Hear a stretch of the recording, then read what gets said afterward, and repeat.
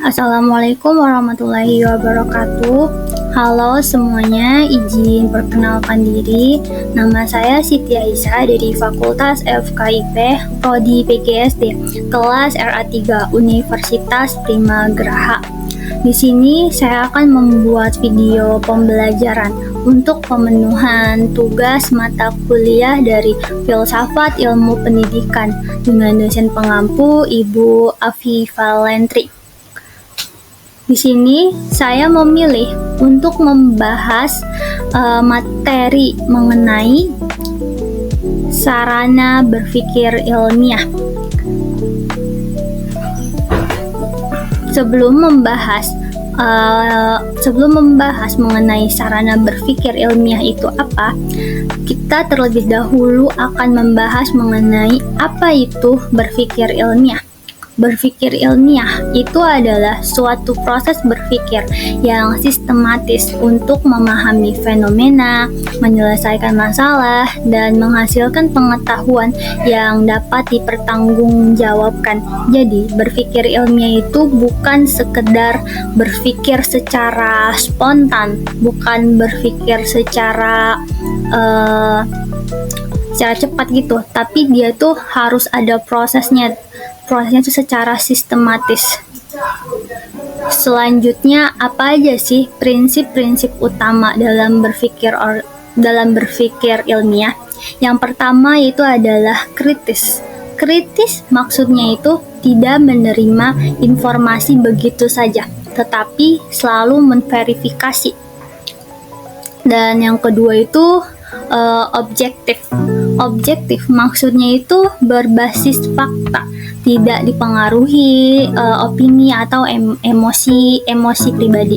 Dan yang ketiga itu sistematis. Sistematis maksudnya mengikuti langkah-langkah secara struktur, jadi tidak secara acak. Dan yang keempat itu adalah replikatif.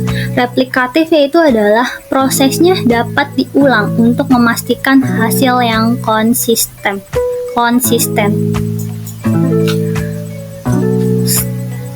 Terus apa sih manfaat dalam berpikir ilmiah? Manfaatnya dengan berpikir ilmiah kita dapat memecahkan masalah dengan efisien, terus menemukan kebenaran berdasarkan bukti nyata, dan yang ketiga itu menghasilkan inovasi teknologi dan solusi praktis. Setelah membahas berpikir ilmiah itu apa, sekarang kita di sini akan membahas apa itu definisi sarana berpikir ilmiah. Sarana berpikir ilmiah adalah alat bantu konseptual untuk mempermudah proses analisis, penarikan kesimpulan, dan pengambilan keputusan dalam penelitian atau penyelesaian masalah. Mengapa penting? Karena sarana ini memastikan proses berpikir ilmiah berlangsung terstruktur dan menghasilkan informasinya itu secara valid serta relevan. Tanpa sarana yang tepat, analisis data atau penarikan kesimpulannya cenderung menjadi subjektif dan keliru. Contoh kasus pentingnya sarana itu, contohnya kayak tanpa logika, asumsi bahwa vaksin berbahaya karena efek sampingnya yang terlihat pada satu individu.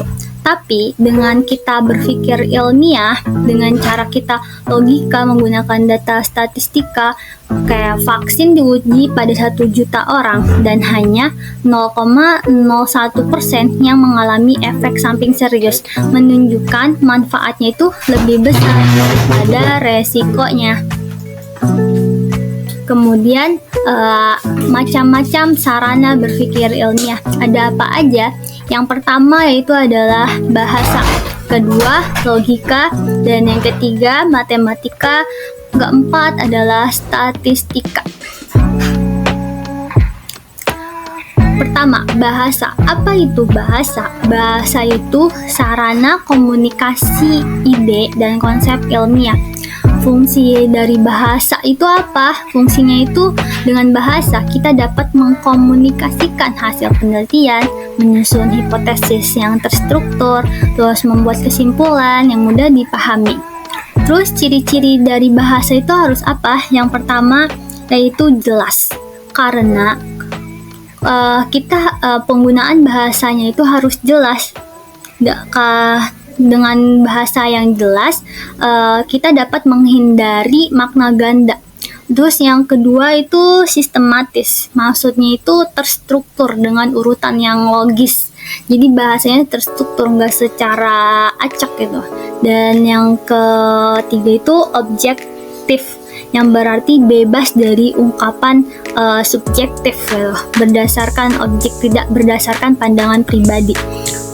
Contoh dalam ilmu pengetahuan penggunaan bahasa. Yang pertama itu penulisan jurnal ilmiah, terus diskusi akademik, penyusunan hipotesis dan teori. Selanjutnya yaitu yang kedua, macam-macamnya itu yang kedua itu adalah logika. Apa itu logika? Logika itu adalah alat untuk berpikir benar berdasarkan aturan penalaran yang sistematis. Ada dua jenis nih logika. Yang pertama itu adalah logika deduktif, yang kedua adalah logika induktif. Apa itu logika induktif? Definisinya, logika induktif itu adalah penalaran dari hasil yang bersifat khusus ke hal yang bersifat umum. Cara kerja logika induktif itu berdasarkan pengamatan terhadap kasus tertentu untuk membuat kesimpulan umum. Contoh kasusnya kayak observasi 1, burung pipit bisa terbang kan. Terus yang ke observasi 2, burung elang juga bisa terbang. Terus kesimpulan dari logika induktif itu semua burung itu bisa terbang. Kesimpulan ini masih perlu diuji kebenarannya, karena nggak semua burung itu bisa terbang, jadi masih hipotesis sementara. Terus yang kedua itu adalah logika deduktif. Apa sih yang dimaksud dengan logika deduktif? Yaitu penalaran yang bersifat umum ke hal yang bersifat khusus. Cara kerjanya dimulai dari premis umum yang dianggap benar, lalu menghasilkan kesimpulannya pasti. Contohnya, premis 1, semua manusia itu akan mati. Premis 2, Socrates adalah manusia. Kesimpulannya itu Socrates akan mati. Karena itu kesimpulan itu bersifat pasti. Karena Socrates adalah manusia, pasti mati gitu. Untuk memahami lebih lanjut, lebih dalam, kita akan membahas tentang perbedaannya aja deh. Perbedaan dari deduktif dan induktif. Yang pertama dari aspek arah penalarannya. Kalau logika deduktif itu dari hal yang umum ke hal yang khusus. Kalau logika induktif dari hal yang khusus ke hal yang umum. Terus aspek dari kepastian kesimpulannya. Kalau logika deduktif itu kesimpulannya itu bersifat pasti jika premisnya benar ya, dan penalarannya valid. Tapi kalau logika induktif, kesimpulannya itu bersifat kemungkinan atau probability-nya tidak selalu benar. Kayak contoh yang tadi kan. Jadi perlu pengajian lebih ulang lagi. Dan yang kemudian dari sumber penalarannya. Kalau logika deduktif itu berbasis pada hukum teori atau premis umum yang sudah diterima. Kalau logika induktif berbasis pada pengamatan atau data empiris dari kasus tertentu. Kemudian di aspek kelebihannya, perbedaannya, kalau logika deduktif itu memberikan kesimpulan yang pasti, struktur penalarannya jelas, terus dan dapat diuji. Kalau logika induktif, dia itu berguna untuk situasi dengan informasi terbatas, membantu memberi teori berdasarkan data empiris. Kemudian kekurangannya apa? Kekurangannya itu jika premisnya salah. Kalau logika deduktif, kesimpulannya juga salah, tidak fleksibel untuk informasi baru atau situasi yang tidak diketahui sebelumnya. Sedangkan logika induktif, kekurangannya, kesimpulannya bisa salah jika generalisasinya tidak benar, membutuhkan pengujian lebih lanjut untuk memastikan kebenaran kesimpulan. dan konteks penggunaannya digunakan untuk membuktikan atau menjelaskan teori yang sudah ada. Sedangkan logika induktif digunakan untuk membuat hipotesis atau teori baru berdasarkan data. Jadi, dari kesimpulan dari perbedaan deduktif dan induktif, logika deduktif itu menghasilkan kesimpulan yang pasti dengan memulai dari premis umum ke khusus sehingga cocok untuk menguji atau membuktikan teori yang sudah ada. Kalau logika induktif itu menghasilkan kesimpulannya itu bersifat kemungkinan dengan memulai dari kasus khusus kesimpulan umum sehingga berguna untuk membentuk hipotesis atau teori baru. Logika deduktif itu lebih cocoknya itu untuk situasi yang membutuhkan kepastian gitu. Kalau logika induktif itu lebih fleksibel untuk menjelaskan situasi dengan informasi terbatas. Dari pengamatan kedua jenis logika secara bersama, penggunaan kedua jenis logika secara bersamaan itu dapat memberikan hasil analisis yang lebih menyeluruh dan mendalam. Kemudian kesalahan dalam logika atau logical fallacy. Yang pertama itu kesalahannya itu ada ad hominem, yang artinya menyerang pribadi, bukan argumen. Dia itu menyerangnya secara personal. Yang kedua, post hoc ergo propter hoc.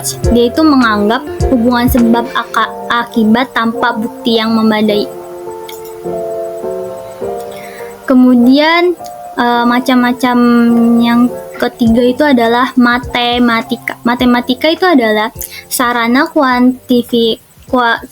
kuantifikasi dan analisis data digunakan untuk perhitungan dan model ilmiah. Fungsi dari matematika itu yang pertama, memformulasikan hukum alam, menghitung dan memprediksikan hasil percobaan, mengembangkan model ilmiah. Contoh penerapan matematika itu di bidang fisika, yaitu contohnya kayak persamaan hukum Newton. Terus yang kedua di bidang ekonomi kayak perhitungan pertumbuhan GDP, terus di bidang kimia kayak perhitungan konsentrasi larutan dan molaritas. Dan yang keempat, yang terakhir itu adalah statistika. Statistika itu adalah alat untuk mengelola, menganalisis, dan menyimpulkan data. Manfaat dari statistika itu yang pertama, menemukan pola dari data, membuat prediksi berdasarkan data sampel, menguji hipotesis secara kuantitatif. Terus langkah-langkah penggunaan statistika itu yang pertama ada apa aja, yaitu mengumpulkan data.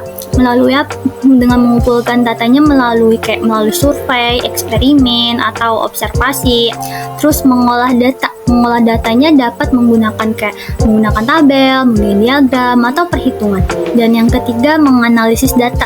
Caranya dengan menggunakan rata-rata median, devisi standar. Terus yang keempat itu menyimpulkan. Menggunakan analisis statis untuk menjawab pertanyaan penelitian.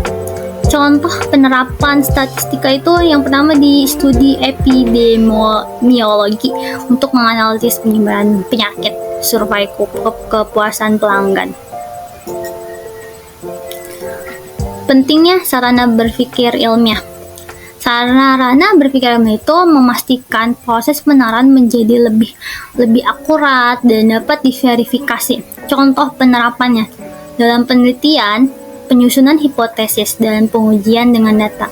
Kalau di kehidupan sehari-hari, manfaatnya itu kayak memutuskan langkah bisnis berdasarkan analisis, data penjualan, penggunaan logika untuk memecahkan masalah teknis.